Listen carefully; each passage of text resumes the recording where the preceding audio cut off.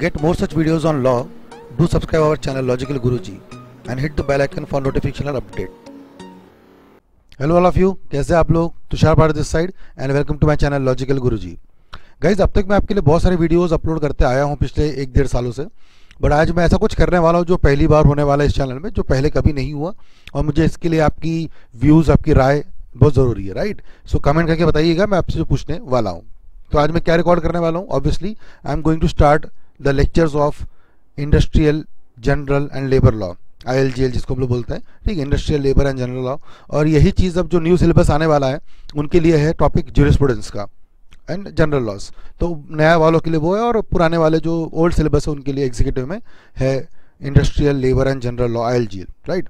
Many people knows कि मैं पढ़ाता हूँ पिछले 10 साल से ये टॉपिक, बट लाइव पढ़ाता था, ठीक है। अभी भी जाता हूँ बैंगलोर में, अलग अलग सिटीज़ में जाता हूँ पढ़ाने के लिए ILGL, और मेरी बुक भी चलती है, काफ़ी लोग पसंद करते हैं, सब कुछ है, लेकिन मैं वर्चुअली नहीं पढ़ाता था। ऐसा नहीं कि मैं पहली बार पढ़ा रहा हूँ। तो for the first time I am going to start the lectures of ILGL from June onwards, June 2018। जो भी बच्चे जून में एग्जाम देंगे, ग्रुप 1 या ग्रुप 2 रिस्पेक्टिवली, जैसा भी ठीक समझे, और जिनको लेक्चर चाहिए वो जून के बाद ये लेक्चर्स बाय कर सकते हैं। फिलहाल मैं आपके लिए एक बहुत सिंपल सा टॉपिक रिकॉर्ड कर रहा हूँ, जिससे कि आपका रिवीजन भी हो जाएगा। ये पर्पस बहुत सिंपल सा है। तो ये वीडियो जो आप देखेंगे पूरा 1 आवर पूरा देखिए, वो आपका रिवीजन हो जाएगा जून टाइम के लिए। जिनका एग्जाम जून 18 में है उनका रिवीजन हो जाएगा। पहला, सबको शेयर करेंगे आपके फ्रेंड्स को, सो दैट ये टॉपिक पढ़ने मिल जाएगा। साथ साथ मुझे रिव्यू चाहिए नीचे में कमेंट, क्योंकि आपने मेरा कंपनी लॉ देखा हुआ है, आपने मेरा CMSL देखा हुआ है, केस लॉज देखा है, सब देखा है, लेकिन आपने अब तक की मेरा ये जो पार्ट है लेबर लॉज और जनरल लॉज वाला खास करके ये नहीं देखा है। तो मुझे बताइए कमेंट करके ज़रूर से कि कैसा लगा आपको ये मेरा पढ़ाना इस टॉपिक को लेके, and do you really like this type of technique for teaching if I start the lectures of general and labour and industrial laws, ठीक है? तो क्या आपका व्यू है, क्या आपका पॉइंट ऑफ व्यू है, बताइए मुझे, ठीक है, कमेंट में। बट कमेंट में तब करेंगे जब आपको लेक्चर देखेंगे आप। तो पहले लेक्चर देखते हैं, पहले लेक्चर समझते पूरा क्या है, और उसके बाद हम लोग आपसे व्यू लेंगे, ठीक है ना? चलिए तो शुरू करते हैं टॉपिक। आज मैं जो पढ़ाऊंगा आपको उसका नाम है industrial and labour and general law के अंदर में एक सिंपल सा चैप्टर है जिसका नाम है interpretation of statutes, deeds and documents. बहुत सिंपल से 3 वर्ड्स है, इंटरप्रिटेशन ऑफ स्टैट्यूट्स, ठीक है? आप देख सकते हो ऊपर में 2 वर्ड्स, इंटरप्रिटेशन किसका भैया? स्टैट्यूट्स का। अभी क्या है वर्ड, ये टॉपिक क्या है, बहुत इंपॉर्टेंट है। ये एग्जाम में नॉर्मली 4-5 मार्क का आएगा। आई एम नॉट श्योर आएगा कि नहीं आएगा, डजंट मैटर, बट एक बंदा जो CS कर रहा है, लॉ कर रहा है, उसको ये सिलेबस या ये टॉपिक मालूम होना जरूरी है, क्योंकि ये बताता है कि सर किसी भी स्टैट्यूट को, किसी भी एक्ट को, किसी भी लॉ को किस तरह से इंटरप्रेट करना चाहिए। फिर वो कंपनी लॉ एक्ट हो जो आप पढ़ते लेते हो, वो सेबी एक्ट हो, या फिर वो किसी भी टाइप का इकोनॉमिक एंड लेबर लॉ हो, या फिर किसी भी टाइप का फाउंडेशन में भी आपने अगर कॉन्ट्रैक्ट एक्ट पढ़ा है, पार्टनरशिप पढ़ा हुआ है, सेल ऑफ गुड्स पढ़ा है, अरे भैया आपने कोई भी एक्ट पढ़ा हो, हर एक्ट को पढ़ने के पहले ये जानना जरूरी है कि वो स्टैट्यूट के अंदर में क्या है। अब सर ये वर्ड स्टैट्यूट क्या है? पहला वर्ड तो बच्चा समझ जाएगा, interpretation. What's the meaning of interpretation? अब मैं आपके लिए क्या कर रहा हूँ यहाँ पे as a professor, as a faculty, Tushar sir क्या कर रहे हैं? आपको समझता नहीं है इसलिए मैं पढ़ा रहा हूँ आपको? नहीं, ऐसा नहीं है। आप होशियार है, आप समझदार है, आप CS कर रहे हो, आप CA कर रहे हो, लॉ कर रहे हो, तभी तो यहाँ पे हो, तो आपको समझता है। बट प्रॉब्लम क्या होती है, आपको शायद वो नहीं समझता जो ऑथर ने इंटेंट किया था। मतलब जो ऑथर, जिसने लॉ बनाया है, law makers, you know there are 3 pillars of the legislation, legislative, executive and judiciary. सबने पढ़ा होगा ये 3 पिलर्स जो हमारे संविधान के 3 पिलर्स है। एग्जीक्यूटिव, पहले तो आता है लेजिस्लेटिव, एग्जीक्यूटिव एंड जुडिशरी। तो उसमें पहला जो है legislative, that is the people who make the law, parliament. तो पार्लियामेंट जो लॉ बनाती है, उन्होंने वो लॉ को क्या सोच के बनाया होगा। अब let's say I can teach you the topic of Indian constitution, या for the matter of example लेते हैं RTI, right to information act. ये दोनों आपके सिलेबस में है, कॉन्स्टिट्यूशन ऑफ इंडिया और right to information act. Now try to understand मैं जो बोलने वाला हूँ। लेट्स से अभी तो BR अम्बेडकर साहब जिंदा नहीं है, बट अगर वो होते, अम्बेडकर साहब अगर आज होते और तुषार पहाड़े भी आज है, I will also teach you the topic of constitution. कितने टाइप के फंडामेंटल राइट्स है, what are the directive principles, क्या है रिट्स, कितने टाइप के रिट्स है, what is meaning of habeas corpus, mandamus, prohibition, certiorari, quo warranto, I will teach everything. But let's say अगर अभी अम्बेडकर साहब होते तो आपको बेटर कौन समझा पाता? बोल सकते हो तुषार सर का नाम नहीं लिया तो वो चलता है, ठीक है, आई विल बी हैप्पी अगर आप मेरा नाम नहीं लेंगे तो। बिल्कुल सही, आपको मेरे से अच्छा पढ़ाने वाला उस टॉपिक को होगा अम्बेडकर साहब खुद। If I talk about RTI, right to information, सबको पता होगा, इस सिलेबस में हमारा आखिरी चैप्टर है। और RTI, right to information act 2005, पता है RTI का जो नींव रखी थी, जो इनिशिएट किया था, किसने किया था? यस, अन्ना हजारे, अरविंद केजरीवाल। केजरीवाल तो बाद में ज्वाइन किए मूवमेंट में, but the main person behind that was Anna Hazare. Right to information against the public officers, government, कि क्या हो रहा है क्या नहीं हो रहा है सब पता करना। ये भी सिलेबस में आपको है। I can teach you, I know everything, but then problem वही है, if you have two people, Anna Hazare, Tushar Pahade, whom you will choose? The answer would be Anna Hazare. You should choose that person because he was a person behind that law. उन्होंने law को सोचा, बनाया, फिर obviously parliament ने उसको पास किया, और फिर हम लोग पढ़ रहे। तो फिर मैं फैकल्टी या फिर दुनिया में और भी फैकल्टीज है, हम फैकल्टी पर क्या कर रही है? यस, पहला वर्ड इंटरप्रिटेशन। हम आपको इंटरप्रेट कर रहे हैं। आप समझ में आ रहा वर्ड इंटरप्रिटेशन का मतलब क्या होता है? आप बेवकूफ़ नहीं है, आपको समझता है, बट प्रॉब्लम यह है कि क्या सोच के बनाया होगा। हम लोग आपको वो चीज़ क्या करेंगे? ट्रांसफर करेंगे। तो यही चीज़ कोर्ट का भी काम होता है। जब भी कोई केस, आपको सबको पता होगा, the case of Vodafone and Vodafone tax के, सबको पता है? एक टैक्स का केस है, आपने इनकम टैक्स पढ़ा होगा तो उस पर ये केस को जरूर पढ़ा होगा आपके फैकल्टी ने। वोडाफोन टैक्स केस के हिसाब से अराउंड 1000 करोड़ के ऊपर, मतलब बहुत बड़ी अमाउंट, 12,000 करोड़ या ऐसा कुछ अमाउंट थी, 10,000 12,000 करोड़, इतने रुपए की टैक्स वोडाफोन को देनी बनती थी इंडियन गवर्नमेंट में। वोडाफोन कहता है कि सर हमको टैक्स अप्लीकेबल नहीं है। सीबीडीटी जो है, जो इनकम टैक्स संभालता है, एग्जीक्यूटिव है, वो बोलता है सर इनकम टैक्स अप्लीकेबल है। तो देखो कैसा क्लैश हो रहा है। वोडाफोन कहता है, अच्छा मुझे पता, वोडाफोन के पास में क्या company secretaries, chartered accountant, lawyers, ये सब नहीं है क्या? सर भर भर के, क्या इनको लॉ समझता नहीं है? पूरा समझता है। बट क्या किया इन्होंने? लॉ को एक लाइन पढ़ी, ओके, और अप्लीकेबल नहीं है, वोडाफोन है तो उनको अप्लीकेबल नहीं है। उन्होंने क्या किया, जो इनकम टैक्स एक्ट है 1961, उसको उन्होंने पढ़ा कि इन्होंने वोडाफोन के चार्टर्ड अकाउंटेंट्स, वोडाफोन के कंपनी सेक्रेटरीज, वोडाफोन के लॉयर्स, सबने पढ़ा, and they came to conclusion कि ओके टैक्स तो एप्लीकेबल नहीं है। On the contrast, CBDT thought that नहीं, Vodafone should pay the tax. The matter is into clash, now contradictory हो गया। यहाँ पे कौन सही है कौन गलत, इसकी बात नहीं हो रही है। यहाँ पे दोनों ने अपने अपने तरह से क्या किया, लॉ को समझा, and the matter goes to court, and then the supreme court और the high court, different court जो हमारे पास है, वो क्या करती है, वहां पे जजमेंट देती है, जुडिशरी। तो आई होप आप तीनों समझ में आ गया आपको। Legislative, the law people, the people who makes the law. Executive, the people who executes the law. जैसे companies act 2013 is example of legislative. MCA, ministry of corporate affairs, is example of executive. Sorry, मैंने गलत बोला कि कुछ, एक बार फिर से बताता हूँ। Companies act 2013 is example of legislative, बराबर, एक पार्लियामेंट से बनाया हुआ कानून है। MCA, ROC, RD, these are the people known as executive, the people who execute the law. और NCLT is example of judiciary. अगर डिस्प्यूट हुआ दोनों में, कोई भी लोगों में, मैटर गोज टू NCLT। अरे बात समझ में? तो ये जो वर्ड है पहला वाला, इंटरप्रिटेशन, अब समझ में आपको अच्छे से पूरा आ गया होगा। दूसरा वर्ड है statute. What is meaning of statute? Statute क्या होता है भाई? Statute, sir act, sir law, थोड़ा सा डिफरेंस है, थोड़ा सा ट्विस्ट है। लॉ मतलब कानून में ऐसा लिखा गया है कि स्टैट्यूट का मतलब होता है written will of legislature. Written will मतलब वसीयत, ठीक है, वसीयत। ऐसा माना गया है, जैसे मैंने अभी एग्जांपल लिया इंडियन कॉन्स्टिट्यूशन का। Who would be a better person to teach you constitution of India? Who would be a better person? It would be doctor BR Ambedkar. But sir वो अब जिंदा नहीं है। The people who made constitution, contract act, partnership act 1872 में बना था contract act, 1930 partnership act, 1930 में sale of goods act, 32 partnership act, evidence act 1872 के आसपास, इंडियन पेनल कोड IPC 1860, कितने पुराने कानून है सर ये बनाने वाले जो लॉ मेकर्स है वो जिंदा नहीं है अब। तो उस समय क्या सोचा होगा? जैसे मैं एग्जांपल लेता हूँ, सब लोग यहाँ पे, कई लोग देख रहे होंगे इस वीडियो को, यहाँ पे कई लोग SC ST होंगे, कई लोग ओपन कैटेगरी होंगे। आपको मालूम है कितना हॉट फेवरेट टॉपिक है, कितने झगड़े, कितनी बातें होती है इसमें। अभी मैं कुछ बोलना चाहता नहीं, मैं सिर्फ आपको एक एग्जाम्पल देना चाहता हूँ कि सम पीपल सेज कि इंडियन कॉन्स्टिट्यूशन में रिजर्वेशन 10 साल तक था, और सम पीपल से नहीं से मिलना चाहिए। अभी मैं मिलना चाहिए नहीं मिलना चाहिए इस पर डिबेट नहीं कर रहा, मेरा टॉपिक वो है ही नहीं। मैं सिर्फ इतना बताना चाहता हूं कि there are two types of people. Some people से इसकी रिजर्वेशन होना चाहिए, सम पीपल से रिजर्वेशन नहीं होना चाहिए। नाउ रिजर्वेशन होना चाहिए कि नहीं होना चाहिए, इसका better judgement, interpretation can be given only by one person, that is doctor BR Ambedkar. बाकी सर हम तो झगड़ा करते रहेंगे यहाँ पे।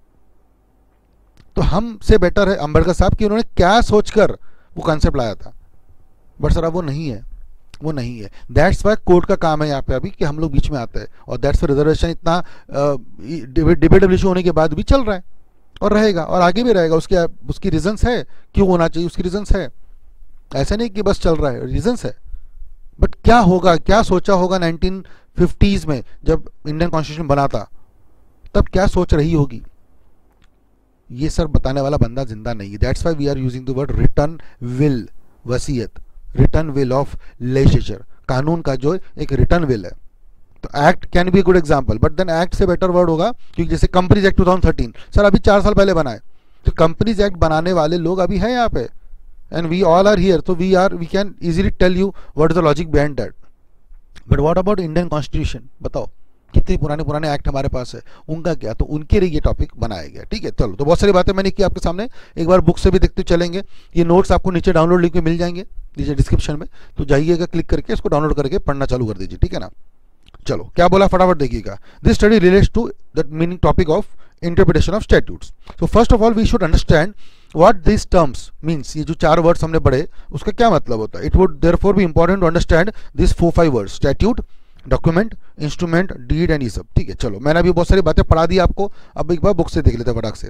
To the common man the term statute means law, जो आपने बोला कॉमन मैन, अगर आपको अच्छी समझ नहीं है लॉ के बारे में, एक रास्ते में जाके किससे पूछो स्टैट्यूट, रास्ते मतलब एकदम भी नहीं, जिसको लॉ के समझ है उनसे पूछो व्हाट इज स्टैट्यूट, तो they will say law, act. But then proper law में statute has been defined as the written will of legislature. So I hope you got the meaning of the word written will of legislature. The people who made the law are no more now.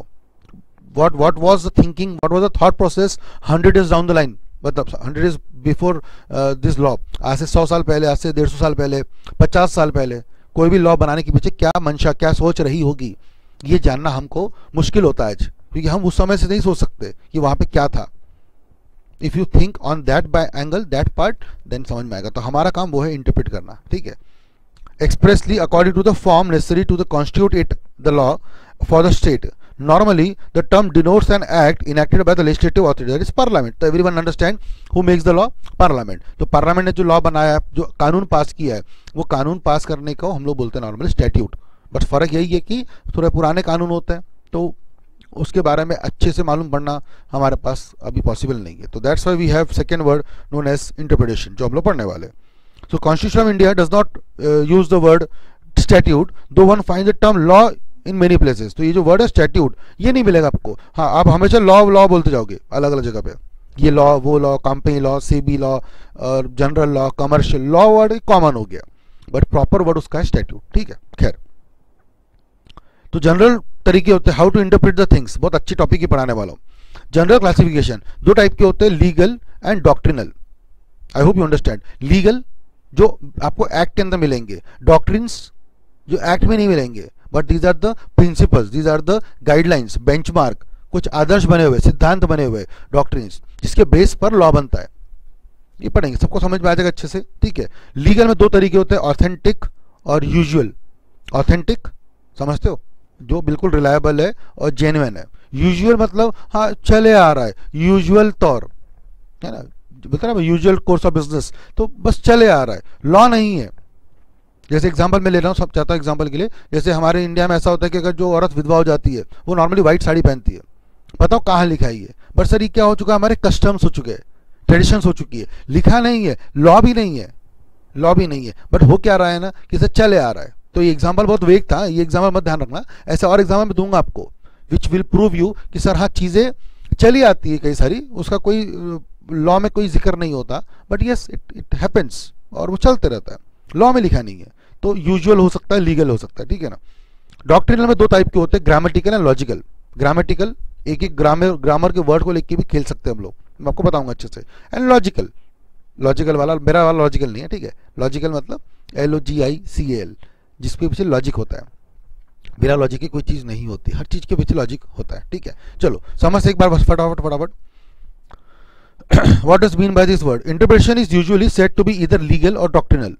It is legal when there is an actual rule of law which binds the judge to place certain interpretation of a statute. सोचो legal है मतलब कुछ तो भी benchmark है, उसको लेकर हमने क्या किया, देखो वहां पे लिखा हुआ है ना, जज has to play certain interpretation, मतलब कई बार होता है ना जज रेफर करता है पुराने केसेस को, किताबों को, तो जो लिखा हुआ है किताबों में दैट इज बेसिकली लीगल, ठीक है।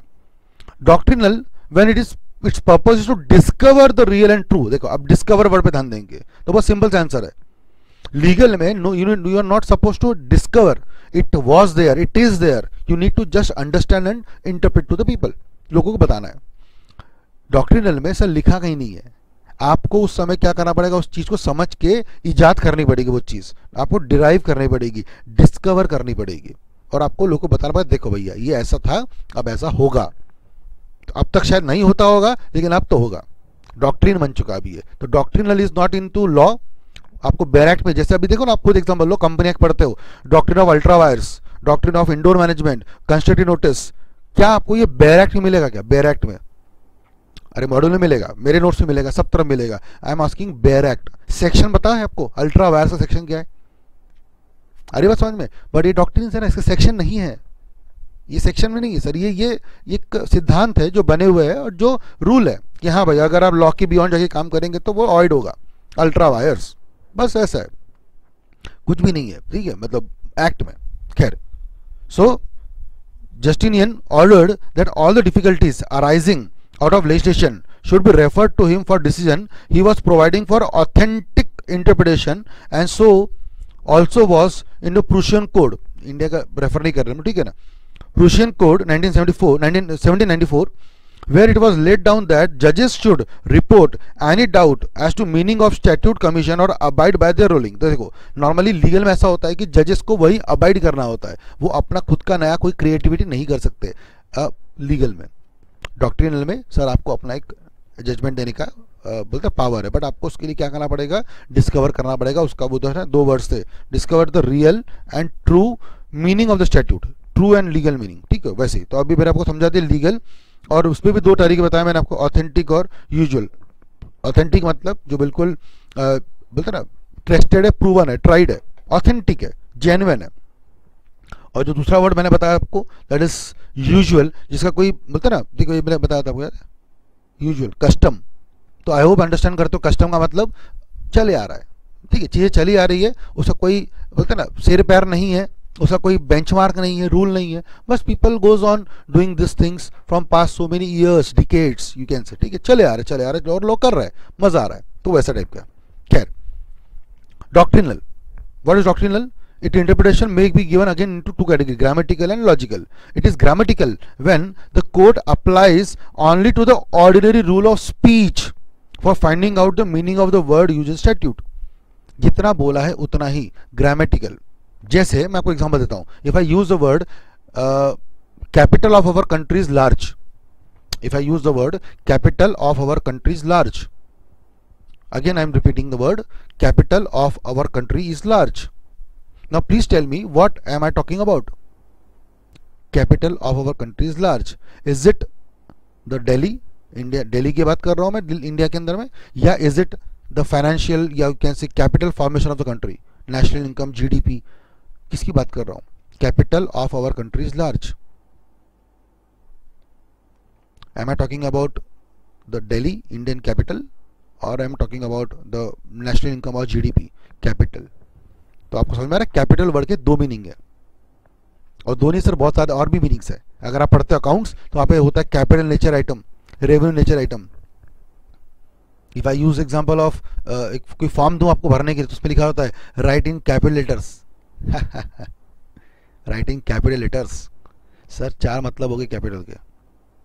और अगर आप जाएंगे वहाँ पे शेयर मार्केट में, सेबी में, वहाँ पे होता है capital market, the market for long term. वहाँ पे कैपिटल का मतलब पैसा नहीं होता, कैपिटल का मतलब होता है मोर देन 1 ईयर, क्योंकि मनी मार्केट में तो होता है सर, वो तो पैसे का ही है ना, पैसा तो है ही है, but period is less than 1 year, more than 1 year, तो लॉन्ग टर्म है capital word.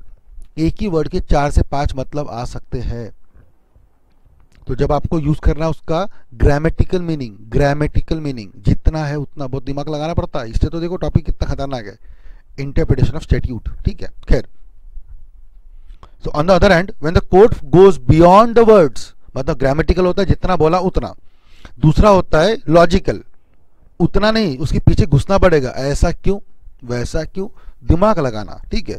when the code goes beyond and tries to discover the intention of the statute. बराबर. तो चलो वापस एक बार रिवाइज कर ले छोटा सा क्या क्या बताया मैंने आपको. How to interpret? There are two things, legal and doctrinal. When I'm talking about legal, you will get everything inside the law, inside the act. When I talk about doctrinal, you will not get inside the act. First of all, you need to read the line, you need to go with the grammar of that word. आपको उस word का grammar समझना पड़ेगा कि क्या बोलना चाहता है. कैपिटल लार्ज, क्या कैपिटल लार्ज होता है? हाँ हो सकता है. तो लार्ज वर्ड किससे सूट करता है? पैसे से कि एरिया से? एंड आपको फिर उसका लॉजिक भी लगाना पड़ेगा, लॉजिक भी लगाना पड़ेगा. तो when you apply logic also logical भी लगेगा. ठीक है, तो ऐसे करके चीजें बनती है. तो this is how you need to understand how to interpret a law. ठीक है, चलो तो ये हो गया हमारा वर्ड इंटरप्रिटेशन का मतलब क्या होता है. अब there are two more differences, interpretation and construction. ये भी बच्चे समझ जाएंगे इसको तो easily. Interpretation and construction, what is meaning of difference between this? Simple सा, इंटरप्रेट करना मतलब जो बना है, अम्बेडकर साहब बना के चले गए, अन्ना हजारे बना के चले गए, हमको सिर्फ क्या करना है, उसको इंटरप्रेट करना है. And what is the meaning of construction? Construction, हाँ भाई बिल्कुल, बनाना. कोई आंसर पहले नहीं था, अब बनाना होगा, अब बनाना होगा. ठीक है, I will recently take the example of Asifa murder case, Asifa rape case. एक तो पहले बहुत 2012 में वो निर्भया रेप केस हुआ था, बट उसमें जो लड़की थी वो टीनेज, मतलब टीनेज भी नहीं थी एक्चुअली, एडल्ट थी, 18+ थी. अभी जो रिसेंट में रेप केस का एग्जांपल न्यूज सामने आई आसिफा वाली, ऐसे बहुत और भी न्यूज़ है. बस प्रॉब्लम क्या थी आसिफा वाले मैटर में कि वो आसिफा मुस्लिम थी और जो रेपिस्ट थे वो हिंदू थे, तो वो मैटर थोड़ा कम्युनल हो गया, अलग टाइप से चला गया. बाकी सर पहली बार थोड़ी हुआ है रेप, 8 साल की बच्ची का कितने बार हुआ है, बट ये थोड़ा हाई प्रोफाइल हो गया. बट लॉ को समझ में आ गया सर कि यहाँ पे सारे लोग आक्रोश में, सारे लोग गुस्से में, तो ये थोड़ा मैटर सीरियस है ना. पहली बार ऐसा हुआ कि अब उन्होंने बोला कि सर जो लड़की, जो जिस लड़की की उम्र 12 साल के आसपास की होगी, 12 साल के नीचे की होगी, उसके एक रेपिस्ट को डेथ सेंटेंस मिलेगी. मुझे बताओ ये पहले कहीं नहीं था, कहीं नहीं था. It's not example of interpretation, it's example of construction. Law ने बनाया है, लॉ ने बनाया है. रेप करोगे तो सर ये क्राइम है, अबे ये तो पहले से मालूम था, ये तो इंटरप्रिटेशन है, ये तो इंटरप्रिटेशन है. बट 12 ईयर्स से नीचे की अगर लड़की होगी तो अब अगर आप रेप करोगे तो सर आपको डेथ सेंटेंस हो सकती है, क्योंकि सर आपने एक तो क्राइम तो किया ही है, बहुत घिनौनी हरकत भी की है और आपने बहुत कुछ खराब किया है. और ऐसे में you will be given a death sentence, capital punishment. और अब ये जो नया लॉ बना है या जो जजमेंट आया है कोर्ट का, जैसे भी बोलो, वो एक तरह से एग्जांपल ऑफ कंस्ट्रक्शन है, क्योंकि ये पहले नहीं था, इसको इंटरप्रेट नहीं किया जा रहा है, इसको नया बना के पेश किया जा रहा है. देखो अब तो सर ऐसा होगा, this is construction. When you start new things, construction. 3-4 साल पुरानी बात है, आपको शायद मालूम होगा, पहले इंडिया में सिर्फ 2 टाइप के जेंडर होते थे, मेल एंड फीमेल. अब सर अभी बड़ी बात क्या, अभी भी वैसे ही है ना. अभी हमारे कानून में 3 टाइप के जेंडर है, मेल, फीमेल एंड ट्रांसजेंडर. जो होते हैं हिजड़े लोग होते हैं, जिनको हम लोग बुरा समझते हैं, गंदा समझते हैं, चिढ़ लगती है आपको उन लोगों से. सर वो चिढ़ लगने के कारण सर आप ही लोग हो, आप ही लोग मतलब हम ही लोग हैं, समाज ही है. हम लोगों को कभी सर रिस्पेक्ट दिया ही नहीं, हम लोगों को कभी सोसाइटी में उनका दर्जा दिया ही नहीं. ना वो जब वो पैदा होते हैं ऐसे लोग, ना वो स्कूल में पढ़ सकते हैं, क्योंकि स्कूल में पढ़ते हमें 2 फॉर्म में 2 ऑप्शन आते थे, मेल या फीमेल. सर हम तो टिक ही नहीं कर सकते. ना वो कभी पढ़ाई कर पाए, ना कभी कॉलेज जा पाए, ना कभी जॉब कर पाते, कुछ नहीं कर पाते. तो sir end of the day वो वही करते थे जिससे आपको चिढ़ मचती है. तो सर गलती तो हमारी है ना उसमें. तो उसके बाद 2014 में आपको शायद मालूम होगा कि सुप्रीम कोर्ट का जजमेंट है कि अब से 3 जेंडर होंगे, मेल, फीमेल एंड ट्रांसजेंडर. और अब से सर उनको ये मिला है, डिग्निटी मिली है, उनको अस्तित्व मिला है. It was not written in the law, construction.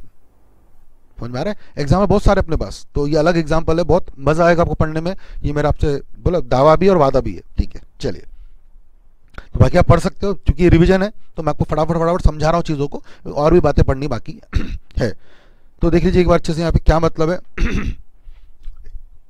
while more than not the 2 words are interchangeable, people think that ये word interchangeable. एक बार पढ़ के देखिए.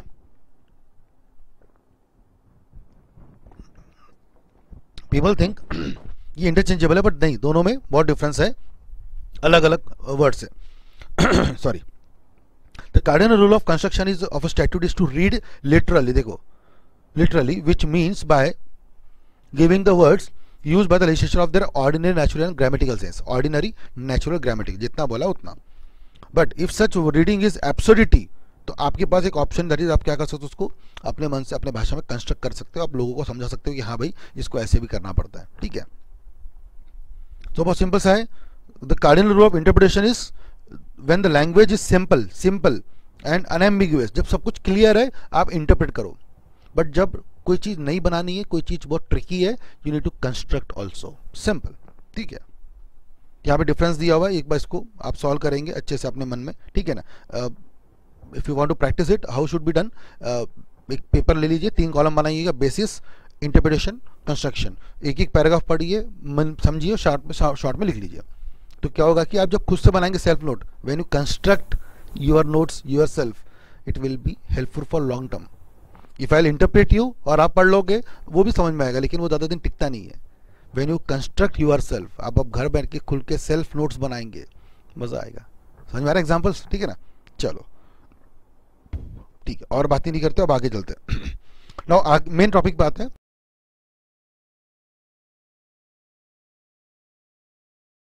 To get more such videos on law, do subscribe our channel Logical Guruji and hit the bell icon for notification or update.